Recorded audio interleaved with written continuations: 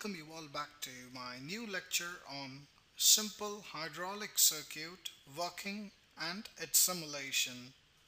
Before proceeding to the working of the circuit, let us understand the components displayed in the circuit. First you have the tank. This symbol is representing a reservoir which contains the hydraulic oil or a tank. Again, this is going to be the same tank. Instead of showing the pipelines extended to the same place, for simplicity they have shown here and also here. So this saves or this avoids confusion when you understand a hydraulic circuit. Any place of the hydraulic circuit where you find a reservoir like this means everything goes back to the tank. After the tank, a gear pump takes suction and then it presses up the oil directly up to this control valve, that is the direction control valve. You have a pressure gauge here to tap the pressure reading and a safety relief valve to relieve the excess pressure back to the tank. This is the downstream of the direction control valve. Now on looking at the upstream, that is this side of the direction control valve, you have a piston which is going to lift a weight up and down and pressure tappings at both the ends of the piston. So you can see the piston here with O-rings. So this is going to move up and down and perform work by lifting this weight. You have pressure gauges here which is going to read the pressure when doing such work. Here you have a graph which is going to indicate the pressure inside the system and its behavior. Now let's start with a neutral position, that is these ports are blocked, the center blind position, which means no oil can flow past to the upstream of the direction control valve.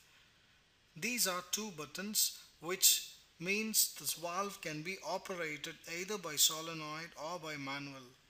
Here, since I'm going to operate and show the simulation, it's going to be manual operation. Let's see how it works. I'm going to start the simulation. Let's watch it step by step clearly.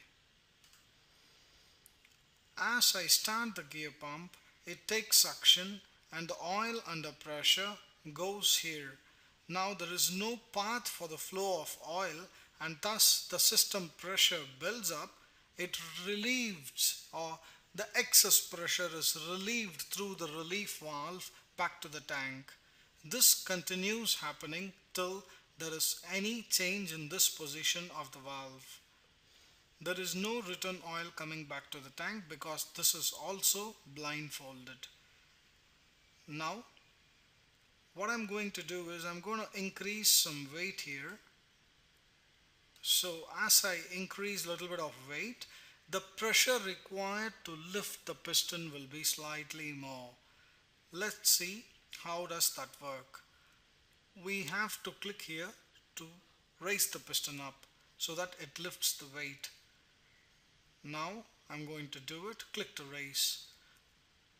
As I do it, the valve position changes and then the oil flows and then the piston rises up. As you can see, the oil from here follows this channel and it goes underneath the piston, pushes the piston up, and on top of the piston, if there is any oil, that will get relieved back to the tank. This is how the system works. You can see the pressure here. Pressure here reaches maximum pressure, after which no more oil will flow, where the safety pressure relief valve safeguards the system and thus avoids any rupture of the pipelines. As you can see, the gear pump continues to work and then excess pressure is relieved back to the tank. Note that the pressure near the piston and pressure after the pump is almost same, whereas the pressure here is 0, which means there is no oil pressure on the return line. Now on looking at the graph, this shows the rate of rise of pressure to complete the work done in lift of the piston for this particular weight. Now I'm going to put it back to neutral position where the pressure drops immediately because there is no more flow of oil as all the ports have been blanked. Now the pressure starts to fluctuate and you can see the piston slowly starts to drop down because the weight is going to compress the oil and increase the pressure here. I will show you with a little bit of more weight. I'm going to add up the weight. When I add the weight, you can see there is a drop in pressure and slowly the piston starts to come down automatically even though the ports are blanked. This means the oil beneath the piston is getting compressed, and you can see that by there is an increase in pressure. This is also evident through the graph.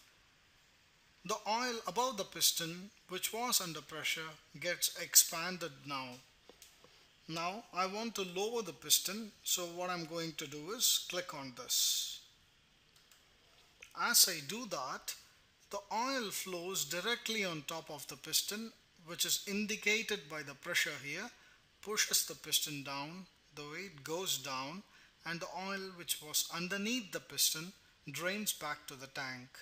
Now on top of the piston this is full of oil and the piston can no more go down. Thus, the pressure relief valve or the safety valve lifts and drains back to the tank. Now I'm going to increase further weight. I'm going to put it full load. Now let's see how does this work.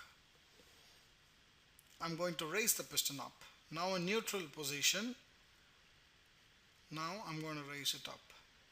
Now you can see the pressure is fluctuating so bad because the weight is maximum or the load is maximum, and the time taken to lift the piston up is more than what it was in lighter loads. Again, after lifting up to the topmost position, the pressure reaches maximum, which is same as the line pressure, and then the safety valve lifts and relieves the excess oil. Now I will bring it back to neutral position, and due to the excess weight you can see that automatically the oil is getting compressed and the piston drops. So let's lower it now. You can see since the load is high, it will lower very faster. The drop is much faster because the load on the system is too high. So even by gravity it can easily come down. Let's once again see how does it rise. Bring it back to neutral. Both the pressures are 0. Now I'm going to lift it up. Now the oil starts to flow underneath the piston. Let me reduce some mass. As I reduce the mass, you can see the piston goes faster. Now I've kept it at the lightest load, and let's see how fast does it take to lift up again. Okay, I'm going to lift it up again. This is in neutral position. It will be too fast when we compare it with full load.